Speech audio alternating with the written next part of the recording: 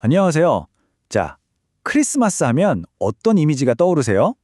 아마 대부분 따뜻함, 기쁨, 평화, 이런 단어들일 거예요. 그런데 만약 성경에서 가장 짧고 어쩌면 가장 관과되기 쉬운 책 중 하나인 유다서의 눈으로 크리스마스를 본다면 어떨까요? 오늘 이 시간 바로 그 아주 낯설고 강렬한 관점으로 한번 들어가 보겠습니다. 보세요. 우리가 아는 크리스마스의 이미지랑 유다서가 사용하는 언어는 정말 극과 극이죠. 한쪽은 너무나 포근하고 평화로운데 다른 한쪽은 아주 전투적이고 심지어 혹독하기까지 합니다. 대체 이 둘 사이에 무슨 연결고리가 있다는 걸까요? 바로 이겁니다.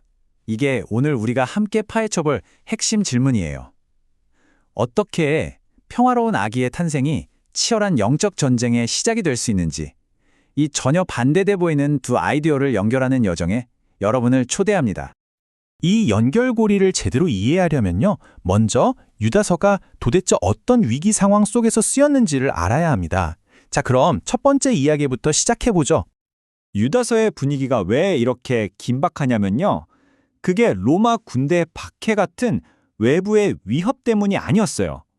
진짜 문제는 바로 안에서, 공동체 내부에서 아무도 모르게 벌어지고 있었던 거죠. 일종의 비밀스러운 침공이었습니다. 유다는 이 상황을 설명하기 위해서 아주 특별한 단어를 사용해요. 바로 파레이세디산이라는 헬라어인데요. 이게 무슨 뜻이냐면 가만히 들어온 이런 뜻이에요. 마치 스파이가 위장해서 적진의 슬그머니 침투하는 것처럼 부패한 가르침을 가진 자들이 신자인 척 교회 안에 몰래 들어왔다는 거죠. 그래서 유다는 믿음을 위해 힘써 싸우라고 외치는 겁니다. 여기서 싸우라는 말, 에파고니제스타이는요, 그냥 점잖게 토론하자는 게 아니에요. 이 단어의 뿌리인 아고는 올림픽 경기처럼 혹은 전쟁터에서처럼 생사를 걸고 싸우는 투쟁을 의미하거든요. 이건 말 그대로 진리를 지키기 위한 필사적인 전투를 선포하는 거였습니다. 자, 이제부터가 진짜 하이라이트입니다.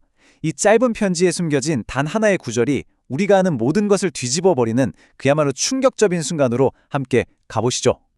제가 질문 하나 드릴게요. 출애굽의 영웅이 누구죠? 아마 대부분 모세를 떠올리거나 아니면 막연하게 하나님 또는 주님이라고 대답하실 거예요. 아주 익숙한 질문이죠. 하지만 유다서의 대답은 우리의 상상을 완전히 뛰어넘습니다. 바로 이 구절, 유다서 1장 5절입니다. 전통적으로 주께서 백성을 애굽에서 구원하셨다 이렇게 번역되어 왔는데요. 바로 이 주께서라는 한 단어에 어마어마한 비밀이 숨겨져 있었습니다. 현대 성서학자들이 훨씬 더 오래되고 정확한 고대 사본들을 연구해 보니까요, 놀라운 사실을 발견했어요. 초기의 필사자들이 아마도 신학적인 혼란 때문에 어떻게 예수가 구약시대 출애굽 때 있을 수 있지? 이런 생각에 원래 단어를 우리가 익숙한 주님으로 바꿔 썼을 가능성이 크다는 겁니다.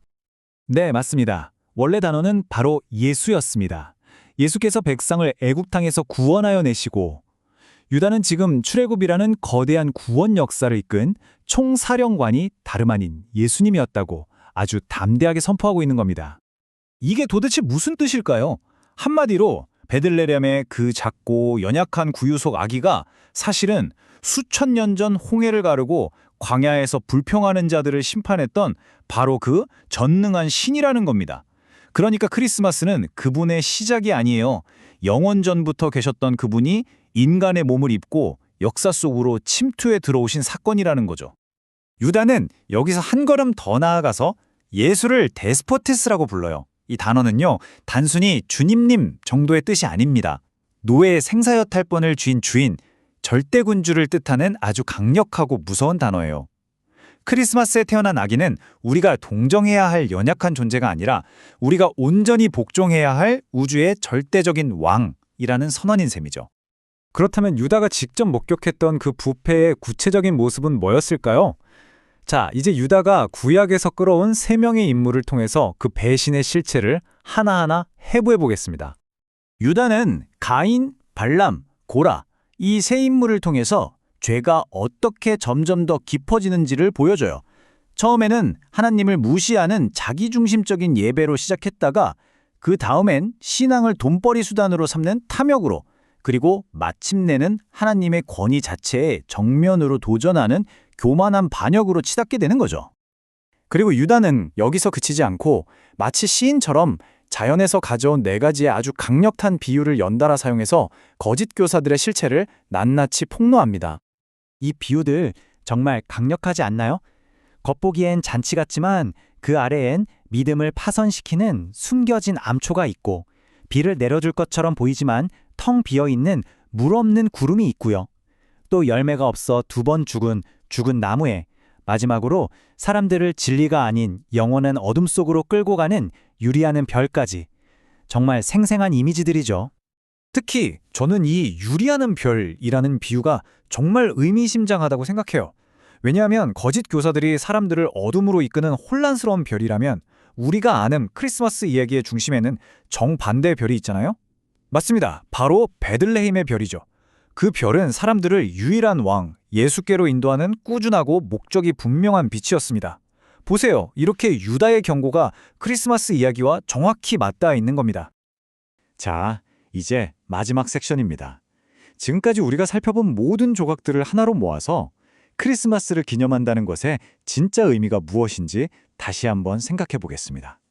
유다는 놀랍게도 성경 밖의 고대 문서인 에녹서를 인용하면서 이렇게 말합니다. 아기가 이 땅에 오신 첫 번째 사건이 사실은 그분이 심판주로서 다시 오실 2번째 사건을 직접 가리키고 있다는 거예요. 주께서 임하셨다고 과거형으로 말하는 건 그 심판이 미래에 반드시 일어날 확정된 사건이라는 걸 강조하는 거죠. 그러니까 핵심은 이거예요.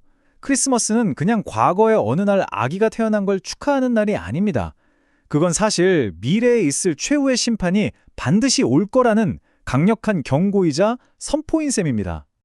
결국 유다서가 우리에게 던지는 메시지는 아주 분명합니다. 크리스마스에 대한 올바른 반응은 그냥 감상에 젖어서 캐럴이나 부르는 게 아니라는 거예요.